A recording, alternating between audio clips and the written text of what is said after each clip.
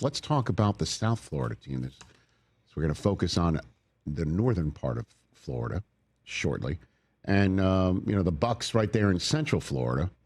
You could make the case the most Super Bowl contending team in the Sunshine State, right? When you say that? I would say that. Okay, the three teams? I would. Where would you rank them? I'd go Bucs, Jags, Dolphins. You put the Jags above the Dolphins in terms of a better Super Bowl contender. Yeah. Okay. We'll check in. Right? We'll check in. Yeah, we'll check in with Liam Cohen shortly. I mean, realistically, it's only the Bucs, but no, I understand that. But go 1, 2, 3. I don't know. I go back and forth of whether we're sleeping on the Dolphins or not. Because I'm just wondering if Tua's handling of Tyreek Hill's comments of hey, I don't want to be here, or I'm out of here at the end of last season, brings more accountability, puts things to bed. If they're healthier up front, pass rush wise, how does that help a back end of the defense that's going to need that help? That's a major concern for me. That their entire starting secondary, I believe, is gone, whether they traded away or hurt. They're banged up on the back end of a defensive unit that might be of concern. At the end of the day. But it really is all about the quarterback and whether he can stay healthy. And then, of course, what is going on with Tyreek Hill and this team that has been held to account. We were going to play this before we went off the air on Friday, but Micah Parsons decided to demand a trade. So it's still somewhat germane because things have developed, if you will, in Dolphins camp since then. This is what Tyreek Hill had to say about Tua kind of calling him out. Just showing up, man. I feel like that's the most important thing, being consistent. Coming out here working every day hard, just trying to get back to, that old form of myself, man. I think that's very important. Just holding myself accountable, man. I think, Tua comments were needed, you know what I'm saying? He's obviously the leader of our team, so he sets the standard, so I'm just trying to be the best teammate, best version of myself for this team I can be, man, every day. Showing up to meetings, coming out here every day, busting my tail in practice. I think it's important, man. So if you want to be able to leave a legacy, you got to be able to, consistently do those kind of things. Okay, so you want to give him the Family Feud? Good answer. Good answer. Well, then the top 5 answers on the board. Here's your question. Would Tyreek Hill then 2 days later be reported to be late for a stretch out there in the field? Show me yes. Sunday, that's what happened, apparently. Late to the Dolphins team stretch Sunday. Does that matter? Oh, okay. I don't know. But then Tyreek offered a couple cents today on the short yardage situation. This is Friday, apparently, as well. The short yardage, did you hear about this one? I did. Well, and again, I understand his point. Devin Achane, when you need an inch, when you need a foot, when you need to move the chain here, maybe you should go with somebody with a little more heft. Yeah.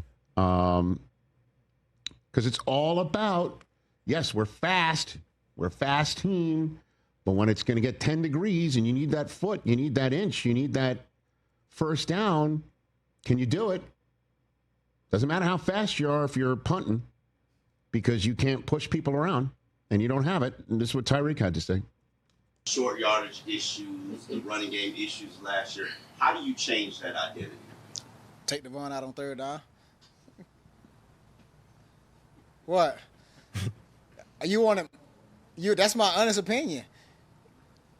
If it's third and short, he's not a power back. I be telling him that in the locker room, but he a power back. I love Devon though, but if I'm being honest, that's why you got Jalen Wright. That's why you got Ollie Gordon for those kind of situations. Okay, so cue Mike McDaniel stepping up to the podium today. Oh, Sunday. Okay, great. Here he is. I thought it was genius reporting by Tyreek, seeing how we had a short yardage period that very day that you guys were in attendance for, and his suggestion was, I guess, congruent with Coach Stutesville. That's exactly how we repped the backs in that short yardage period that very day. But We thought it was funny that he reported the news that wasn't news on that practice day in that short yardage period that you guys were all there too for.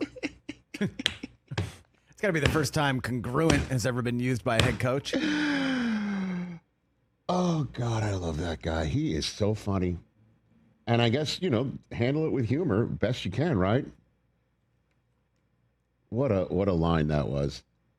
We thought it was funny that he reported the news that wasn't news on that practice day in that short yardage period that you guys were all there for, too. We're all waiting for football, man. Will it be a problem with Tyreek or not? I mean, I have that's no idea. That's such know. a shrug, question Right? mark. It is. Something to keep an eye on if he's, 3 catches for 50 yards and they're not winning, or Tua comes out and he's on time and Tyreek's as great as ever. You taking Tyreek in fantasy? You trust that to be your WR1? No. Yeah, I don't think so either. I mean, is CD on the board? Justin Jefferson still on the board? Jamar Chase still on the board? I mean, after those guys go. Oh, yeah. I mean, absolutely. Yes. Really? Yeah? I thought you just said first one off the board. No, like he was in the last 2 fantasy drafts. No, you're not taking him first off the board. At Indianapolis. That's a tough start, too, because they're going to be raising the Jim Irsay name up into the Ring of Honor. It's going to be an emotional day in there. Don't have a quarterback. So. Well, that's true. But it's the back end of that defense that really concerns me right now. They're going to have to be on that. They're going to have to be on that. And I just don't know how that's going to play. But just hey, Tyreek you got to handle him in a certain way. And McDaniel just did that. Like kind of tongue-in-cheek calling him out. Like, hey, man, just watch practice. That's what we're doing. We see it, too. Catch the Rich Eisen Show live weekdays from 12 to 3 p.m. Eastern on Roku Sports Channel in the U.S.